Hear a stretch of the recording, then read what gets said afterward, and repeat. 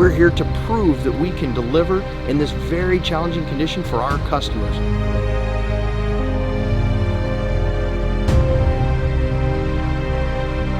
So what we are doing is run loss curves with each machine, so also run multiple headers on one machine so we can see the difference of the header itself.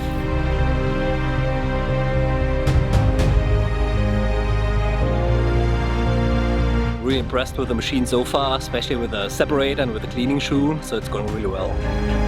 Up and down the hills, it was awesome. The next generation combine is an impressive machine.